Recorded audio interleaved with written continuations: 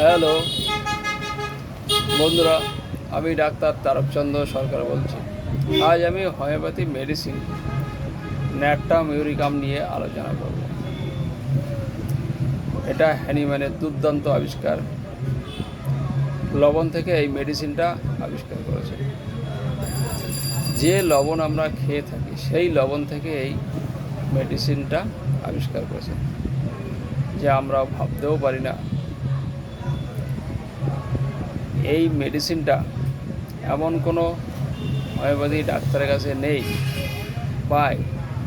এছাড়া ডাক্তারি করা দুঃসাধ্য, সব সময় লাগে, অহরহ ব্যবহার হয় এই ন্যাট্টাম মেডিসিনটা। তাহলে ন্যাট্টামের মেডিসিনটা কোথায় কোথায় বেশি কাজ করে? Fair of action. তবে এটা বলে রাখি, এই ফেয়ার অফ অ্যাকশানটা কেন দরকার হয়? যখন কোনো পেশেন্ট একটা রোগ নিয়ে কোনো ডাক্তারের কাছে হাজির হয়, তখন সেই রোগটার উপর কোন কোন মেডিসিন বেশি কাজ করে সেটার দিকে গুরুত্ব দিতে হয়। তাহলে ওষুধ সিলেক্টেড করতে সুবিধা হয়। যেমন কেউ যদি মাথা যন্ত্রণা নিয়ে হাজির হয়, বা কনস্টিপেশন নিয়ে হাজির হয়, বা ব্যথা নিয়ে হাজির হয়, সেক্ষেত্রে আমার দেখতে হবে কোন কোন মেডিসিনগুলো মাথা যন্ত্রণায় বেশি কাজ করে, বাতের ব্যথায় বেশি কাজ করে, কনস্টিপেশনে বেশি কাজ করে, মাসিকের সমস্যায় বেশি কাজ করে। মানে এগুলো আমরা যদি মনে না রাখতে পারি, তাহলে আমরা রেপার্টরি খুঁজবো। রেপার্টরিতে দেখব যে হেডেক পেন কোন কোন মেডিসিন আছে, কনস্টিপেশন, রেকটামে কনস্টিপেশন কোন কোন মেডিসিন আছে। তাহলে এইগুলো খেয়াল করতে হবে। যাই হোক, আসা যাক। মাথা যন্ত্রণায় ভালো কাজ করে,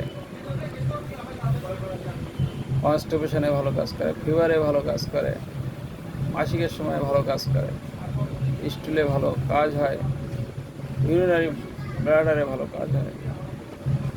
এগুলো খেয়াল করতে হবে। যাই হোক, এর মাথা যন্ত্রণাটায় খুব ভালো কাজ আসে দিনের বেলায়। সূর্য যখন ওঠে আর যখন অস্ত যায়, এই দিনের বেলায় এই মাথা যন্ত্রণাটা বাড়ে। বিশেষ করে সকাল 10টা-11টার সময় এদের মাথা যন্ত্রণাটা বেশি হয়, রাইট সাইডে বেশি হয়। অনেক সময় চেঞ্জ হয় ল্যাকটাইনামের মতো। ডায়াবেটিসের দুটো মেডিসিন আছে, ল্যাকটাইনাম আর ন্যাট্টাম, যা চেঞ্জ হয় মাথা যন্ত্রণা, হেডে। এদের মাথা যন্ত্রণা, মাথা যেন মনে হচ্ছে হাতুড়ি মারছে, টুকটুক করে হাতুড়ি মারছে। মাথা যন্ত্রণার সময় বমি হয় বা বমি বমি পায়। মাসিকের সময় মাথা যন্ত্রণা শুরু হয়, আগেও হয়, পরেও হয়, ওই সময় থাকে। মাথা যন্ত্রণার সময় এদের চোখে কম দেখে।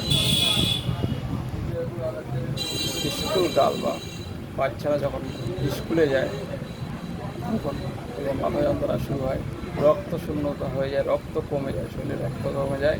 সেক্ষেত্রে ক্যালগ্রাফস আর ন্যাট্টাম খুব ভালো কাজ করে। এই সময় দেখতে হবে এরা ছাতা মাথায় দিয়ে চলে, এইসব স্কুলের বাচ্চারা, তাদের ক্ষেত্রে খুব ভালো কাজ করে। এদের জ্বরের সমস্যা দেখা যায়। জ্বরগুলো সকাল 10টা-11টায় বেশি থাকে, এই সময় গায়ের তাপমাত্রা বেশি থাকে। মাসিকের সমস্যা দেখা যায় এদের। মাসিকের সময় মাথা যন্ত্রণা শুরু হয়। মাথা যন্ত্রণা শুরু হলে চোখে কম দেখে, তারপর আস্তে আস্তে ঠিক হয়। মাসিকটা পরিমাণে কম হয়, যেহেতু রক্ত শরীরে কম থাকে। ব্যথা যন্ত্রণা, ডিসম্যালেরিয়া দেখা যায়। কনস্টিপেশন দেখা যায় এদের। পায়খানা অনেকদিন ধরে হয় না, 5-7 দিন 10 দিন, এরকমও আমি দেখেছি। অনেকদিন ধরে পায়খানা হচ্ছে না। অনেক সময় ব্যথা, জ্বালা, যন্ত্রণা থাকে, যেহেতু পায়খানা শক্ত হয়ে যায়। শক্ত হলে রক্ত পড়ে, জ্বালা যন্ত্রণা শুরু হয়ে যায়, অশ্বও দেখা যেতে পারে। এদের প্রস্রাবের সমস্যা আছে। প্রস্রাবের সমস্যা বলতে এরা প্রস্রাব ধরে রাখতে পারে না, স্পষ্টিকাম পালসের মতন এরা প্রস্রাব ধরে রাখতে পারে না, সব পড়ে যায়। প্রস্রাব নিয়ে একটা কথা বলি, যখন প্রস্রাব পায় এরা তখন যেখানে সেখানে প্রচার করতে পারে না। একটা নিরিবিলি জায়গায় ছাড়া এরা বাথরুমে যেতেই পারে না, বাথরুম করতেই পারে না। যতক্ষণ একটা নিরিবিলি জায়গায় না যায় ততক্ষণ হয় না, অসুস্থ থাকে। আশেপাশে কেউ থাকলে হয় না। এদের পায়খানার সমস্যা দেখা যায়, যেটা পায়খানা সহজেই পড়ে যায়, অ্যাসিড পিওর অ্যালোজের মতন ধরে রাখতে পারে না পায়খানা এরা।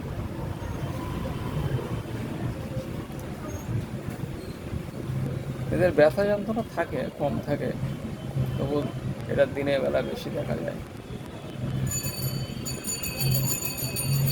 10টা-11টার দিকে এদের বেশি দেখা যায়।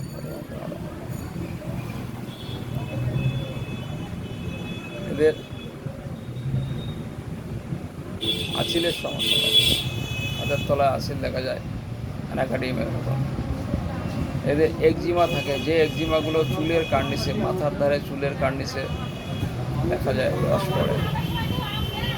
সালফারও আর এই ন্যাটা দুটো মেডিসিন দেখা যায় চুলের কার্নিসে, এই একজিমাগুলো দেখা যায় সালফারও ন্যাটা। যাই হোক, এইবার আসা যাক এদের গরম বেশি। এরা স্নান করতে খুব ভালোবাসে, অনেকক্ষণ ধরে স্নান করে। ঘামটা খুব বেশি হয়, আমলের রিলিফ হয়। জিভ, এদের জিভটা দেখা যায় মানচিত্রের মতন ফাটা ফাটা, মনে হয় যেন চুল জ্বালানো আছে।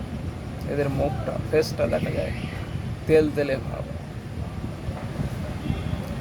ডিজারের মধ্যে এদের জল পিপাসা, ভালোই জল পিপাসা আছে, একটা করে জল খায়। ডিজারের মধ্যে দেখা যায় এরা লবণ, মাছ, তিতো খুব প্রিয়। অ্যাবারশনের মধ্যে দেখা যায় এরা রুটি খেতে পছন্দ করে না, রুটি খায় না। ডিস এগ্রির মধ্যে দেখা যায় রুটি খেলে এদের সহ্য হয় না, মাছ খেলে এদের সহ্য হয় না। মাইন্ডের ক্ষেত্রে আসা যায়, ড্রিমের ক্ষেত্রে বলি এরা ড্রিম মানে স্বপ্ন। স্বপ্ন কী স্বপ্ন দেখে? এরা চোর ডাকাতের স্বপ্ন দেখে। এমনকি ঘুমের মধ্যে চোর ডাকাতের স্বপ্ন দেখেও ঘুম ভেঙে গেলে যতক্ষণ ঘরটা দেখে যে চোর ডাকাত বা কেউ আছে কিনা না দেখে এরা ঘুমোতে পারে না। মাইন্ডের ক্ষেত্রে দেখা যায় এদের মাইন্ডটা খুব মনে রাখার বিষয়। ইরিটেবিলিটি দেখা যায়, সহজে রাগ করে। কনসোলেশন অ্যাগ্রাভেশন দেখা যায়, এরা সান্ত্বনা দিলে এদের রাগ বাড়ে, কমে না। সিপিয়া, অ্যাসিড নাইট্রিকের মতন এদের রাগ বেড়ে যায়, কমে না। উইপিং ডিসপোজিশন, পালসেটিলা, সিপিয়া, মেডোরামের মতন এদের উইপিং ডিসপোজিশন দেখা যায়, এরা সহজে কেঁদে ফেলে। সেন্টিমেন্টাল দেখা যায়, এরা ভীষণ সেন্টিমেন্টাল, সহজে রেগে যায়। রেগে গেলে কারোর সঙ্গে কথা বলে না, অনেক দিন ধরে এরা কথা বন্ধ রাখে। তবে অ্যাসিড নাইট্রিকের মতন না, অ্যাসিড নাইট্রিক সারা জীবনই কথা বলে না, এটার মধ্যে পার্থক্য।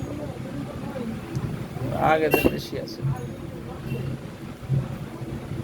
মর্টিফিকেশন এলমেন্ট আফটার আছে, মনোকষ্ট আছে, গ্রিপ এলমেন্ট আফটার আছে, তারপরে লাভ ডিসঅ্যাপয়েন্টেড আছে, ভালোবাসা থেকে আঘাত পেলে সেক্ষেত্রে। এই হচ্ছে ব্যাপার। এইবার পাস্ট হিস্ট্রিতে তেমন কিছু পাওয়া যায় না। ফ্যামিলি হিস্ট্রিতে এদের তেমন, যেহেতু এটা অ্যান্টিসোরিক ও অ্যান্টিসাইকোটিক মেডিসিন, এদের বংশে তেমন কিছু পাওয়া যায় না। তবে আসিল টাসিলগুলো বংশগত দেখা যায়, স্কিন ডিজিজও দেখা যায়। যাই হোক, তাহলে বুঝতে হবে যে আমি নেট কখন ব্যবহার করব, এটা ভালো করে দেখতে, মাইন্ডটা খুব গুরুত্বপূর্ণ। আর এদের অ্যাগ্রাভেশন যেটা হয়, দিনের বেলা বাড়ে, 10টা-11টার দিকে বাড়ে, গরমে বাড়ে। কমে কী করলে? ঠান্ডা জলে ঠান্ডায় কমে, ঠান্ডা হাওয়ায়, খোলামেলা ওয়েদারে। থ্যাংক ইউ, ধন্যবাদ সবাইকে। আমার এই মেডিসিনটা যদি ভালো লাগে তাহলে সাবস্ক্রাইব করবেন। পরে ভিডিও বা নতুন ভিডিও নিয়ে আবার দেখা